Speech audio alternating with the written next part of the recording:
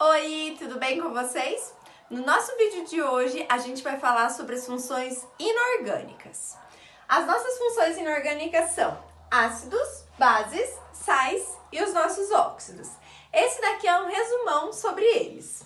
Então, os nossos ácidos, segundo a teoria de Arrhenius, que é a teoria que a gente vai usar nesse vídeo, eles sempre começam com H. As nossas bases terminam com OH, ou simplesmente hidroxila.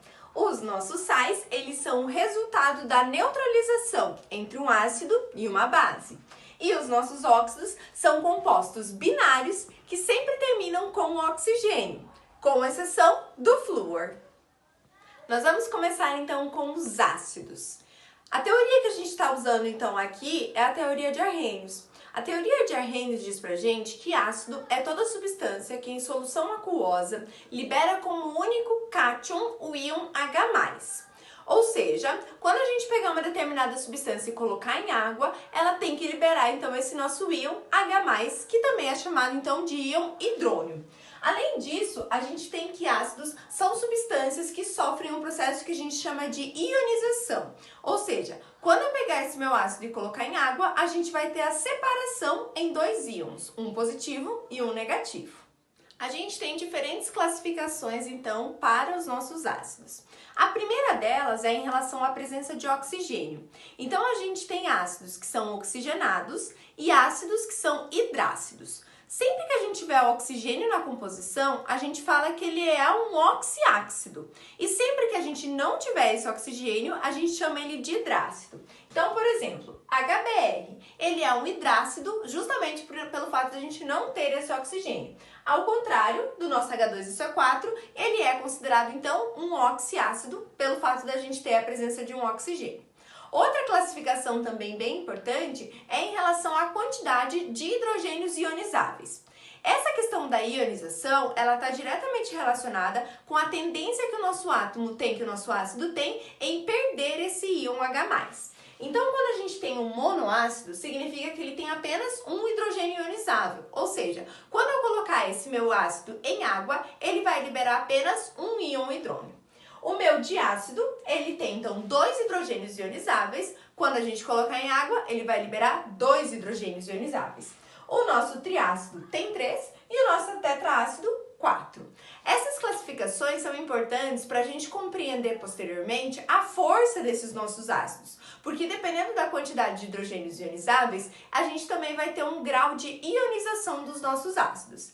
Quero deixar um detalhe bem importante para vocês, que não necessariamente a quantidade de hidrogênios que aparecem na nossa fórmula correspondem a essa nossa classificação. Isso está diretamente relacionado à tendência que ele tem a perder esse nosso hidrogênio, ou seja, com quem esse hidrogênio está ligado diretamente. Ou seja, para eu saber quantos hidrogênios ele vai ionizar, eu tenho que saber fazer a minha estrutura molecular. A partir disso, eu consigo identificar então quantos hidrogênios ionizáveis o meu composto ele é capaz de ter na sua molécula. Então, o nosso processo de ionização acontece da seguinte forma. Aqui a gente tem então um ácido, que é o nosso HCl. Como que primeiro eu identifico quando ele é um ácido ou não de Arrhenius?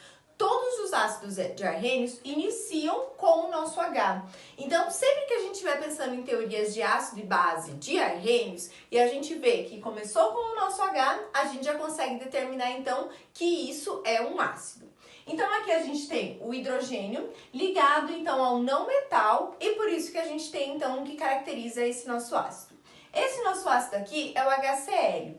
Quando esse nosso HCl ele estiver em contato com a água, ele vai se separar em duas partes. Essas partes, elas se separam devido ao fenômeno que a gente chama de ionização. O que acontece nesse nosso sistema é que a gente tem a formação, então, do íon H+, e do mais o nosso Cl-. Nessa situação aqui, sempre que a gente tiver um ácido, sempre vai formar o H+, e mais o seu ânion respectivo. Esse nosso ânion, ele vai ser de acordo com o nosso ácido inicial.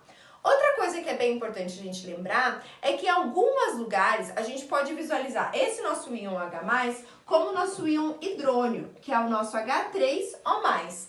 Qual é a diferença desse para esse? Aqui a gente tem a representação em meio aquoso, enquanto aqui a nossa molécula de água adicionou um hidrogênio. Então, por isso que a gente fica com ela com H3+.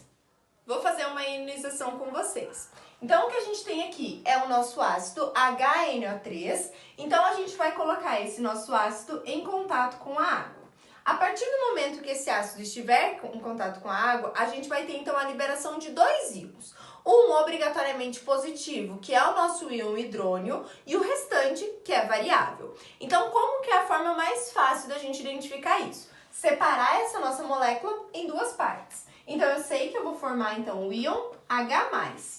Consequentemente, o que estiver sobrando vai ser, então, o meu ânion. Então, aqui nessa situação, a gente olha que depois que a gente colocar o H, vai sobrar essa partezinha aqui. Então, além do nosso H+, a gente ainda vai formar o nosso NO3-. Continuando com a nossa ionização, eu coloquei aqui um ácido que é um triácido, ou seja, ele tem 3 hidrogênios ionizáveis. Como que vai acontecer o processo? Acontece da mesma forma, a partir do momento que a gente colocar ele em água, ele vai se separar em duas partes. Sempre a gente precisa lembrar que um ácido ele vai liberar o seu íon hidrônio, ou seja, o nosso cátion vai ser o H+. Então, o que a gente vai fazer aqui é exatamente esse processo. H+, a gente sabe que ele está aquoso. A gente vai voltar o nosso olhar aqui para o nosso composto de base, ou seja, o nosso ácido. Quando a gente olhar para ele, a gente consegue identificar que ele tem 3 hidrogênios ionizáveis. Então, a partir disso, eu sei que eu tenho que formar também 3 hidrogênios ionizáveis, ou seja, 3 íons H+. Então, por isso que eu venho e coloco o meu número 3 aqui na frente, tá? Além disso, eu sei que eu vou formar, então, uma parte que é negativa. Essa minha parte negativa é o restante da minha molécula. Então, nessa minha situação, vai ser esse meu PO4 aqui. Então, PO4 menos. Calma aí, não acabou. Quando a gente olhar, eu tenho PO4 como um todo. Por quê? Porque essa minha parte inteira aqui vai ser o meu ânion. Quando a gente olhar as nossas cargas, a gente vai observar que esse meu composto ele não está necessariamente neutro. Isso, então, a gente vai ter que fazer um joguinho de cargas, ou seja, 3 vezes mais, a gente fica com uma carga de 3+. Então, obrigatoriamente, a carga do meu PO4, ela tem que ser menos 3. Outra forma da gente fazer isso também é observando a carga de alguns ânions. Alguns ânions são mais famosos e a gente usa mais, como é o caso do nosso PO4. Sempre que a gente tiver o PO4, a carga total desse nosso ânion, ela é menos 3. Dessa forma aqui, a gente tem o processo de ionização do nosso ácido fosfórico. Vou fazer mais um processo de ionização, agora com um diácido, que é o nosso ácido sulfúrico, para facilitar então para vocês. O que acontece é, eu identifiquei que ele é um ácido, coloquei ele em água, eu sei que eu vou separar esse meu ácido em duas partes. Uma parte obrigatória é a parte do meu H+. Então, sempre que eu colocar o meu ácido em água, ele vai formar o nosso íon, que é também o nosso cátion, H+. Então, a gente sabe que o nosso H+ vai ser formado obrigatoriamente. Quando eu olhar para esse meu composto, eu vou observar que eu tenho 2 H+. E aí, a gente não pode perder esse 2 simplesmente, tá? A carga do meu H+ também não vai mudar. Então, o que eu vou fazer é pegar essa quantidade e colocar aqui na frente, que é um coeficiente estequiométrico. Ou seja, a quantidade que eu tenho no meu reagente vai ser igual à quantidade que eu tenho nesse meu produto. Então, até vou fazer uma flechinha aqui, ó, para vocês identificarem da onde que tá vindo esse meu mais, tá? Mas eu sei que o restante dessa minha molécula aqui, ele é o meu ânion, ou seja, é aquilo que sobrou, é aquilo que vai ficar com uma carga negativa. Essa minha carga negativa, eu vou passar ele para cá, então, SO4 menos. Contudo, quando a gente fizer o nosso joguinho de cargas, a gente vai ver que vai estar faltando uma carga negativa. Então, por isso que a carga do meu SO4, ela é menos 2. Ou seja, eu vou fazer aqui, ó, 2 vezes mais 1, eu vou ficar com mais 2. Então, por isso que aqui, para ser neutro, tem que ser igual a menos 2. Essas minhas quantidades de cargas, de cargas positivas e negativas, elas são sempre iguais no meu composto. Isso a gente consegue observar por meio das nossas ligações. Sempre que a gente tem uma ligação química, seja ela iônica ou seja ela molecular, a gente tem que a soma desses meus compostos, a soma dessas minhas cargas, elas tem que ser igual a zero. No caso do meu H2SO4, isso daqui é um composto molecular, mas quando eu coloco ele em água, ele vai formar esses íons. É uma característica dos nossos ácidos. Esses íons vão ser sempre um positivo e um negativo. O nosso positivo, obrigatoriamente, é o H+. O que vai mudar é a nossa quantidade. Isso a gente não pode esquecer. O H+, ele sempre tem essa carga, H+. Posso mudar apenas essas minhas quantidades de acordo com o ácido que eu estou trabalhando. E o restante da minha molécula, ou seja, o meu ânion, ele também vai ser variável e a carga desse meu ânion depende exatamente de quem é o meu ácido de origem. Coloquei alguns ácidos aqui, os principais ácidos, para a gente falar um pouquinho sobre cada um deles.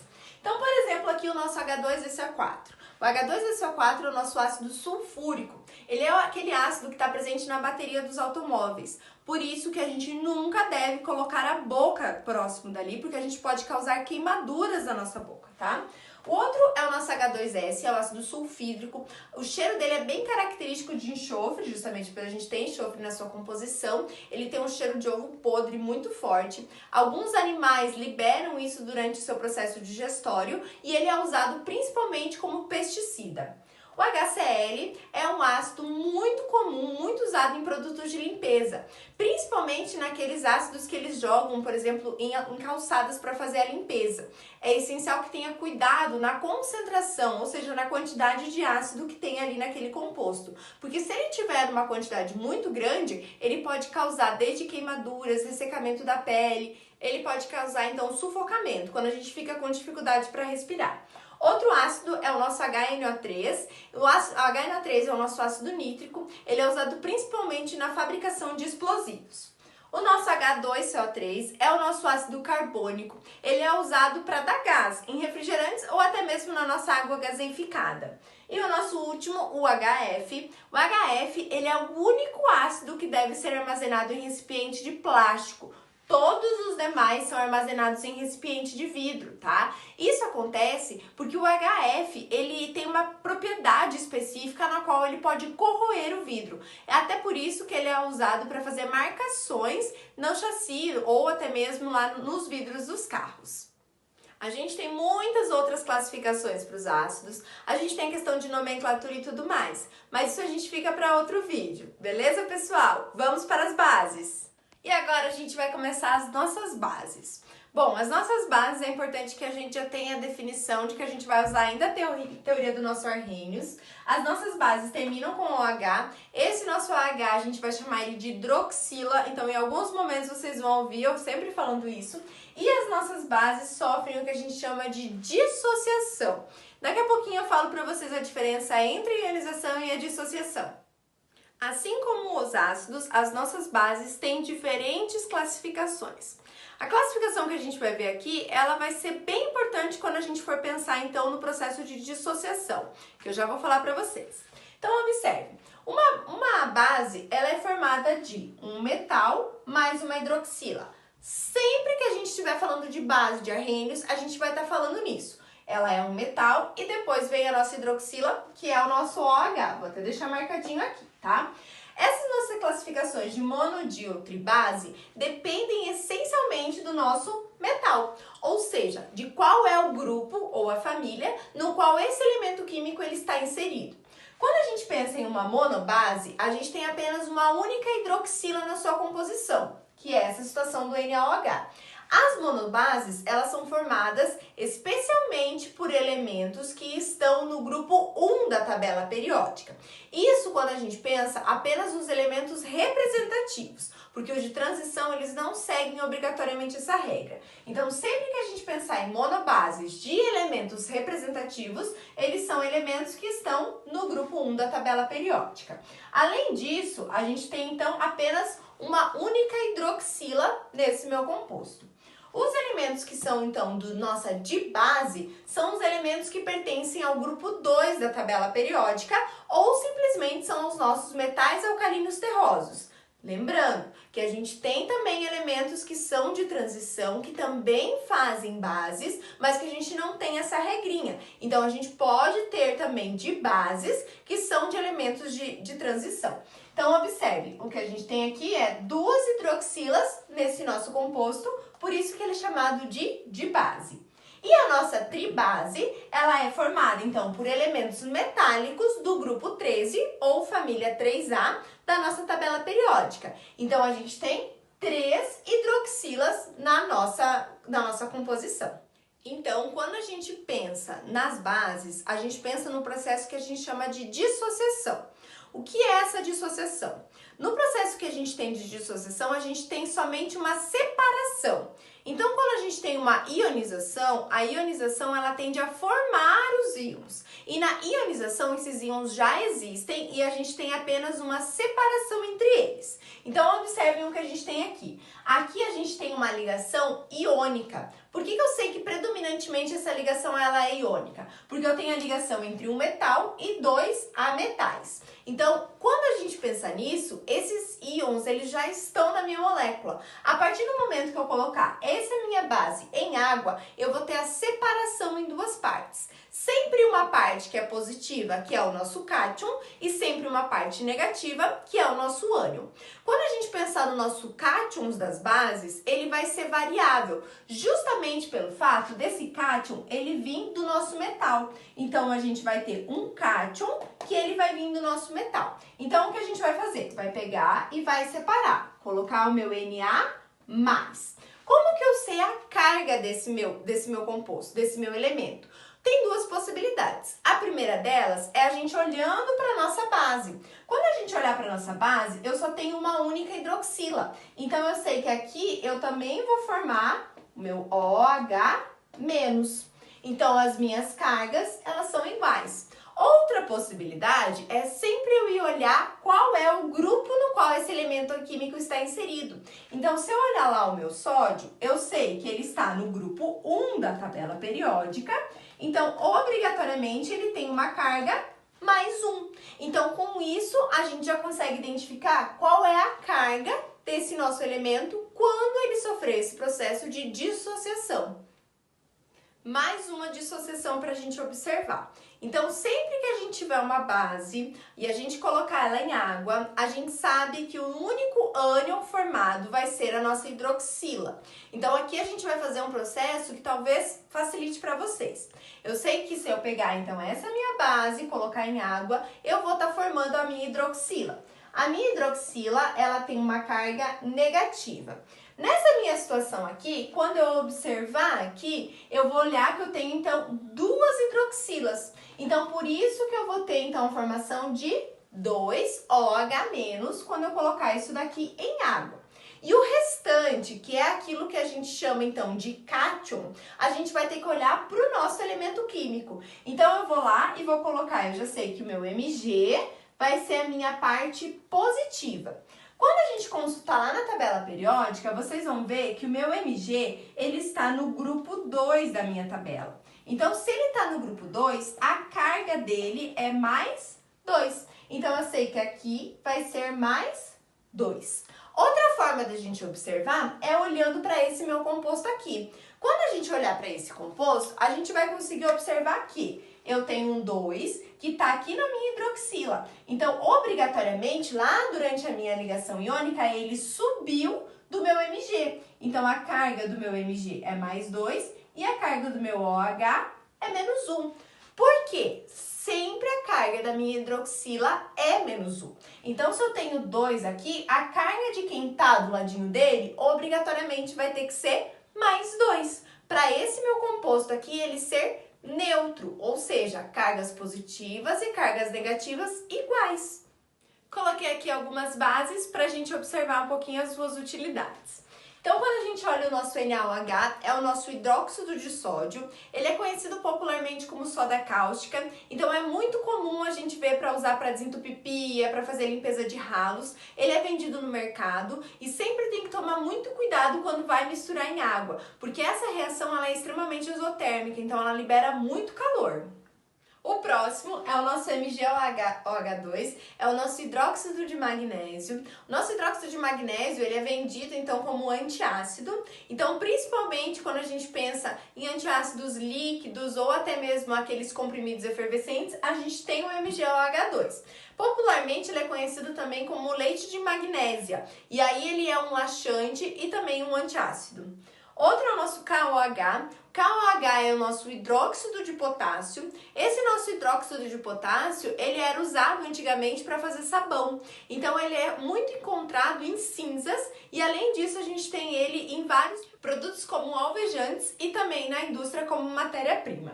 O nosso AlOH3 é o nosso hidróxido de alumínio. Esse hidróxido de alumínio ele é adicionado a, por exemplo, ao nosso leite de magnésia. Então, por isso que quando a gente toma, a gente sente até um saborzinho um pouquinho mais metálico. É justamente derivado do nosso hidróxido de alumínio. E o nosso NH4OH é a nossa única exceção em relação àquela nossa forma de escrever as nossas bases. Então, o nosso NH4 não é um metal. Então, é o único elemento que é capaz de fazer bases e que não é um metal. Esse nosso hidróxido de amônia, ele é usado em produtos de limpeza. Então, esse hidróxido de amônia tem que ter um cuidado muito importante com ele, porque ele pode ser sufocante.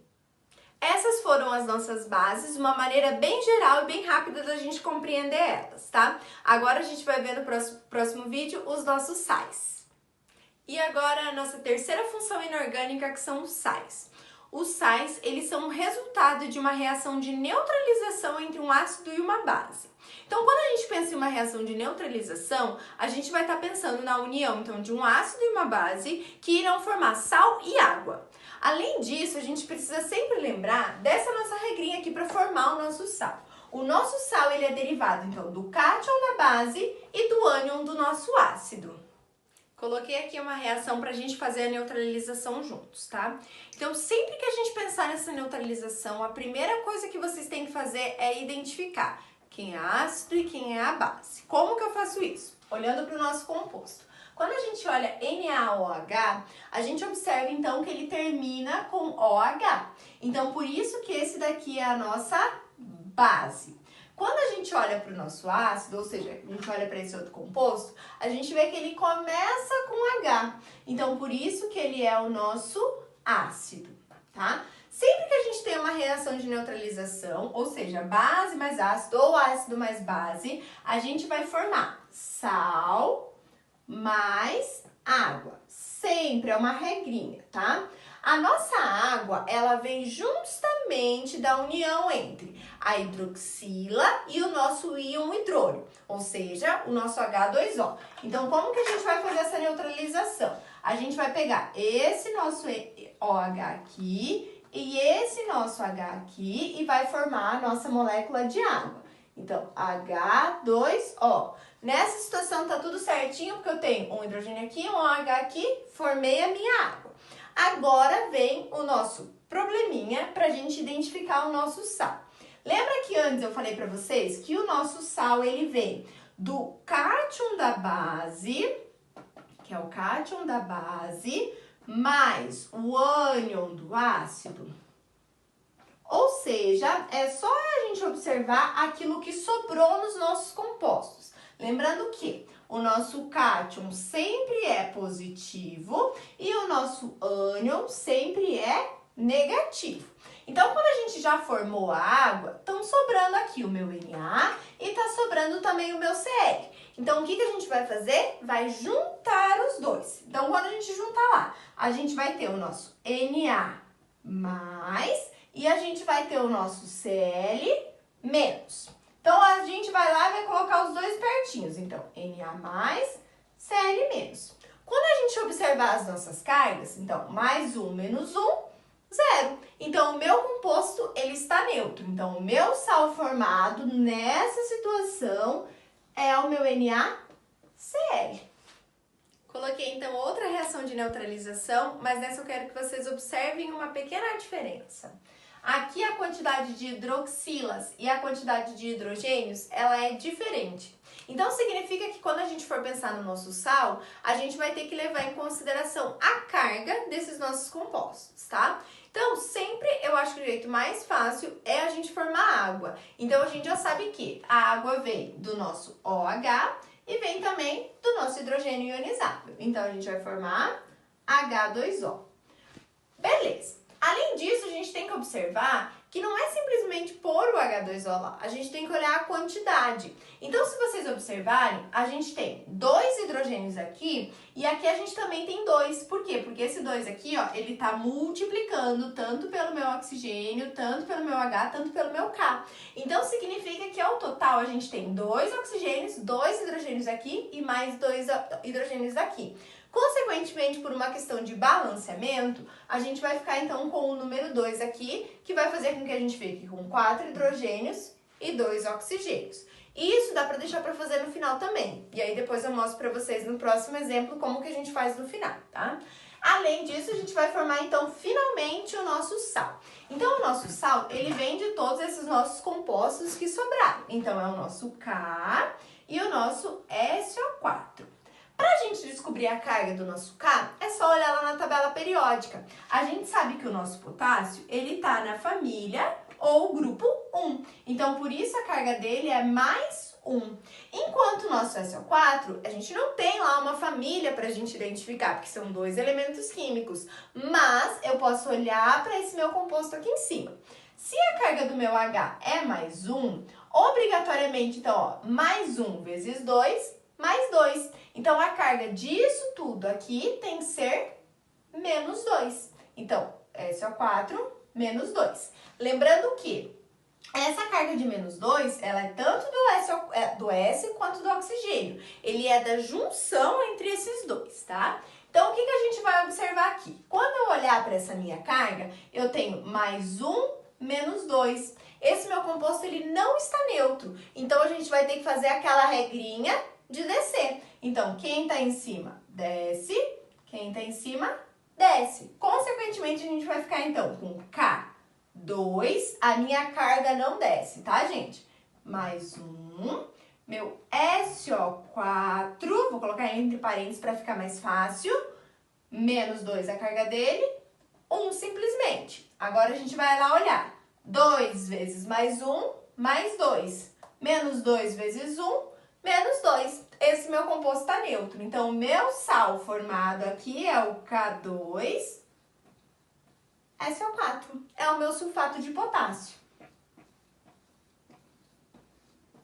Então, esse dali é o meu composto que veio da neutralização do meu hidróxido de potássio e do meu ácido sulfúrico. Vamos lá, agora eu coloquei encontrar. Então, eu coloquei 2 ácidos para uma base, justamente por causa dessa nossa quantidade que a gente tem. Então, novamente, sempre que a gente pensa em uma base mais um ácido, ou um ácido mais uma base, a gente sempre vai formar água. Então, a gente vem e forma a nossa bonitinha da nossa água. O que eu acho bem fácil? Já risca aqui, ó, que daí você já sabe que já eliminou aquilo ali. Que o que tá sobrando, então, é o nosso Mg e é o nosso Br. Então, a gente vai lá e vai olhar para o nosso Mg. A gente pode observar que o nosso magnésio, ele tá lá no nosso grupo 2 da tabela periódica. Se ele tá no grupo 2, a gente sabe que a carga dele é Mg mais 2. Ou outra forma é olhar para o meu composto. Então, eu olho lá, meu OH vale menos 1 vezes 2. Esse daqui tem que valer mais 2 para ele ser eletricamente neutro. Beleza, então eu sei que o meu Mg vai ficar mais 2. Aí a gente vai olhar para o nosso HBr. Então, novamente, nessa situação aqui, ó, fica facinho. Eu olho lá, o meu Br, ele tá no grupo 17. Eu sei que ele tem tendência a receber um elétron. Então, por isso, ele fica Br menos 1. Ou simplesmente meio. Fica a critério de vocês. Agora, a gente vai juntar esses dois. Então, Mg mais 2. Vou fazer de outra cor aqui. Br menos 1. Novamente, quando a gente fizer, então, mais 2 menos 1, a minha carga total não tá dando zero. Então, a gente vai ter que fazer aquela coisinha de descer o nosso trampolim. Então, o númerozinho que tá aqui desce pro BR, o número da carga do BR desce pro meu MG. Então, eu vou ficar com MG mais 2, que é a carguinha dele, com o número do BR, que é 1. Então, vou colocar 1 aqui embaixo. Enquanto isso, eu vou pegar lá o meu BR, que tem a sua carga menos 1, e eu vou descer a carga do meu MG, que é 2. Então, como que a gente vai conferir a minha carga? Mais 2 menos 1, mais 2 vezes 1, mais 2.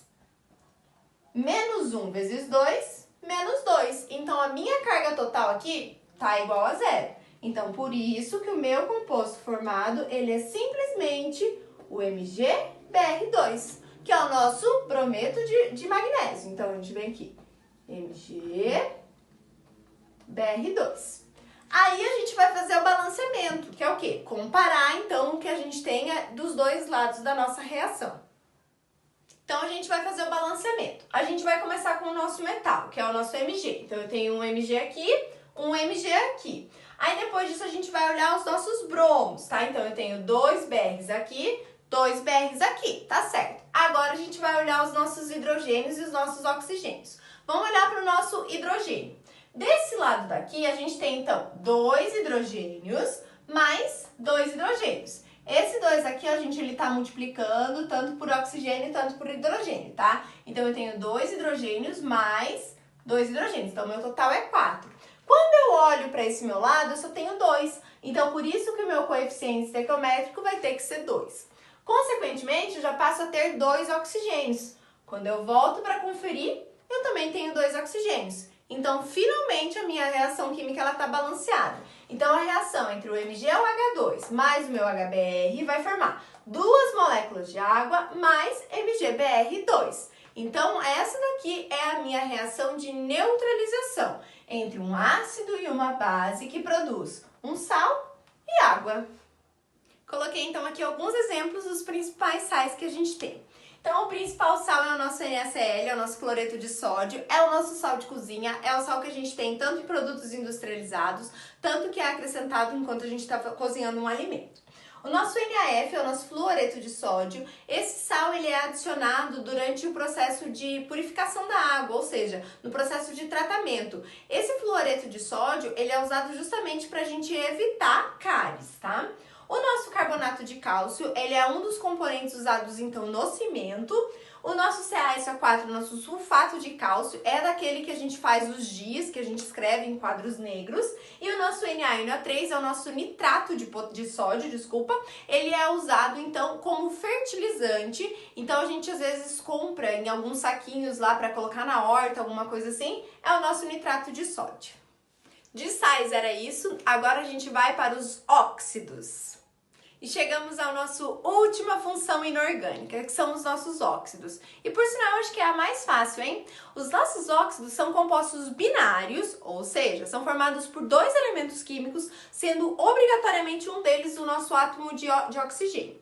Obrigatoriamente, o nosso oxigênio, então, ele tem que ser o elemento mais eletronegativo. Isso significa que apenas com um átomo de flúor, o nosso oxigênio não consegue fazer um óxido. Com todos os outros elementos da tabela periódica, ele consegue fazer.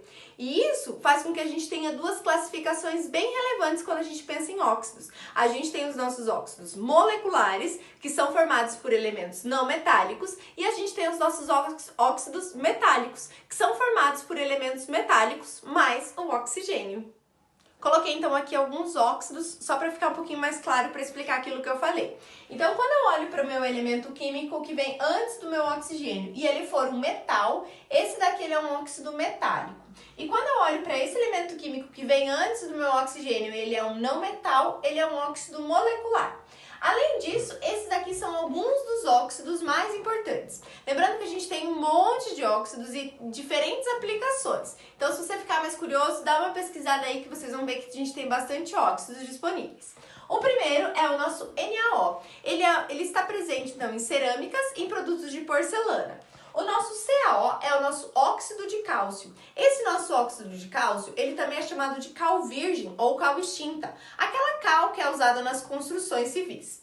O nosso CO2 é o nosso óxido que é liberado na nossa respiração, então e também está presente na fotossíntese, na qual a árvore absorve o CO2 e a transforma então em oxigênio novamente. O nosso Fe2O3 é o nosso óxido de ferro que está presente nas ferrugens. Então a ferrugem ela é causada justamente pela presença de ferro, que em contato com o oxigênio e a umidade do ar forma então esse nosso óxido de ferro. E por fim, o nosso SO2, que ele é liberado durante a queima de combustíveis fósseis. Quando esse nosso SO2 ele vai em contato com a natureza, ele vai se transformando até formar os óxidos, o trióxido de enxofre ou até mesmo o tetróxido de enxofre, que são causadores da nossa chuva ácida. Pessoal, eu espero que vocês tenham compreendido todas as funções inorgânicas. Aqui foi um breve resumo de todas elas, e aí vocês podem observar que a gente tem várias outras classificações. Pessoal, beijos, até a próxima!